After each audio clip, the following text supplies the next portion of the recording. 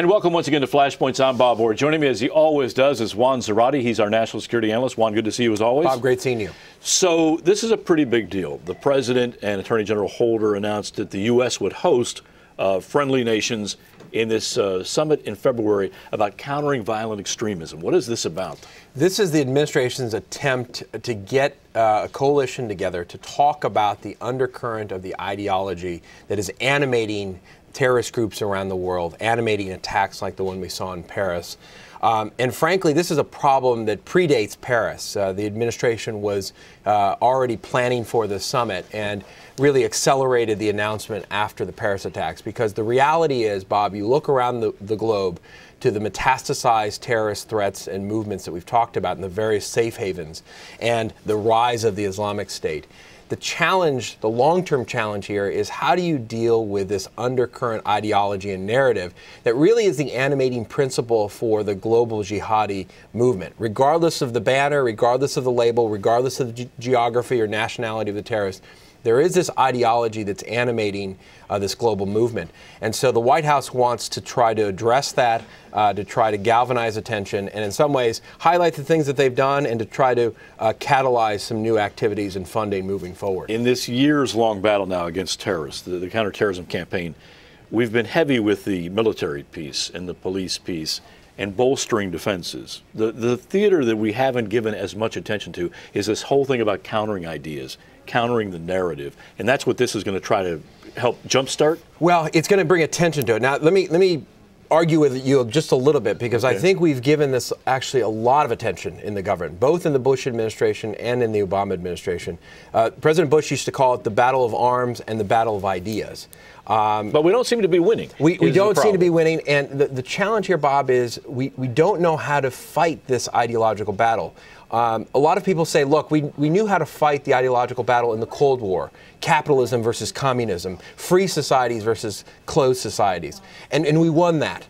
But this is different. I mean, this is an ideology that, like it or not, is grounded in principles and theology of one of the world's great religions. It's a movement that purports, with Al-Qaeda and the Islamic State, purports to lead the defense of all Muslims around the world against a Western assault. And it's a narrative that grafts on top of all of the grievances that are perceived and real in Muslim communities around the world. How the U.S. government combats that with its restrictions on getting involved in religion, with First Amendment concerns, with questions as to whether or not you empower certain individuals within Muslim communities. I mean, all of these are very complicated questions, and we don't have the means and the modality to do this well. And that's why, with both administration strategies, you've had a devolution of responsibility to communities to deal with it. That hasn't worked. Okay, well, here's the problem. Governments don't have credibility. Yep. They can't stand up and try to counter the message because the young, influenced person who might be soaking up the jihadi ideology over the internet discounts what somebody from the government stands up to say. So this has to be a grassroots-based counter-narrative. Absolutely. And the debate over time has been, well, where are the credible voices? What are the networks that can be mobilized, empowered community to leaders, counter? Community leading leaders, clerics. Former jihadis who've been disillusioned and now fighting against it. Sisters Against Violent Extremism, these groups that have formed to actually counter the ideology. Absolutely. And they're out there. The challenge is it hasn't created sort of critical mass, and there hasn't been not only a sort of a pushback to the narrative, but there hasn't been sort of an alternative created. Now, with the Arab Spring, the assumption was, here it is. Here is the opportunity to counter the extremist ideology, the narrative that change can only come from the sword. It has to come from the street. Right. It can come from mobilization and nonviolence.